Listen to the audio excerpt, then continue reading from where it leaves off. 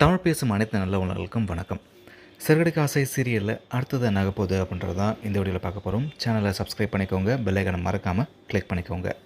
So Siragadikka ஆசை சீரியலில் இப்போது சிந்தாமணி வர்சஸ் மீனா, ஸோ இவங்களோட போட்டி தான் இப்போது கடந்த சில மாதங்களாகவே போயிட்டுருக்குன்னு தான் சொல்லணும். ஸோ ஃபினான்ஷியர் வச்சு விஜயோட ரொம்பவே ஃப்ரெண்ட்லியாக பழகி எப்படியோ திருட்டுத்தனமாக பிளான் பண்ணி இப்போது வீட்டை வந்து ஏமாற்றி வாங்கிறது சிந்தாமணி பிளான் பண்ணியிருக்காங்க.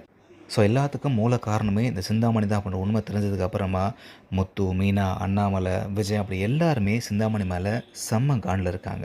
இப்போ சிந்தாமணி பார்த்தீங்கன்னா ஒரு டிமாண்டை வச்சாங்க. என்ன அப்படின்னா, ஸோ உங்களுக்கு திரும்ப அந்த வீடு வேணும் அப்படின்னா மீனா வந்து அந்த பூசங்க தலைவி பதவியிலேருந்து விலகணும் அப்படின்ற மாதிரி ஒரு டிமாண்டை வச்சாங்க. ஆனால் முத்து அதுக்கு ஒத்துக்கலை. ஸோ இதனால் கடுப்பான சிந்தாமணி வீட்டை ஏல விட்டே ஆகணும் அப்படின்ற முடிவில், ஸோ வீடு எனக்கு வந்தே ஆகணும் அப்படின்னு சொல்லி இப்போ நோட்டீஸையும் விட்டுட்டாங்க.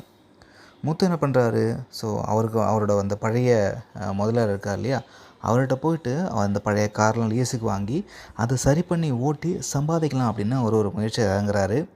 ஆனால் இவர் காரை வந்து வாடகைக்கு விட்டு பணம் சம்பாதிக்கிறதுக்குள்ளே சிந்தாமணி கண்டிப்பாக வீட்டை ஏலம் விட்டுற மாதிரி தான் தெரியுது. வீட்டு பிரச்சனைலேருந்து இப்போ அண்ணாமலை குடும்பம் எப்படி வந்து வெளியே வர போகிறாங்க, முத்து மீனா என்ன பண்ண போகிறாங்க அப்படின்றது தான் இப்போ மிகப்பெரிய கேள்விக்குறியாக இருக்குது. இந்த சுச்சுவேஷனில் இப்போது அடுத்த வாரத்துக்கான ப்ரோமோ வந்து ரிலீஸ் ஆகிருக்கு. அதில் கட்டுக்கட்டாக பணத்தை அண்ணாமலைக்கிட்ட முத்து வந்து கொடுக்குறாரு. குடும்பமே சந்தோஷப்படுறாங்க.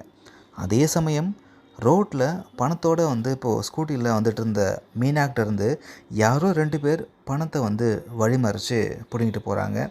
ஸோ இப்போ என்ன ஆச்சு, மீனாட்டிருந்து யார் இந்த பணத்தை திருடினது, அண்ணாமலை வீட்டை வந்து காப்பாற்றினாரா அப்படின்னு இப்போது ஏகப்பட்ட கொஷின்ஸ் தான் நம்ம முன்னாடி இருக்குது.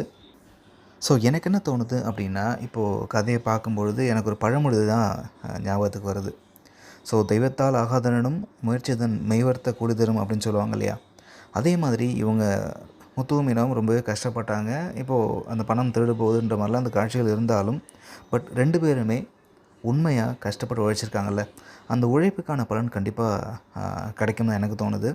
ஸோ முத்துவுக்கு எதிர்பாராத ஒரு இடத்துலேருந்து பண உதவி கிடைக்கிறதுக்கும் வாய்ப்பு இருக்குது. அது மூலமாக முத்துவும் மீனாவும் அந்த வீட்டை மீட்கிறதுக்கும் சான்சஸ் இருக்குது. ஸோ பார்க்கலாம் என்ன ஆக போகுது அப்படின்றத உங்களோட கருத்துக்களை கமெண்ட்டில் பதிவு பண்ணுங்கள்.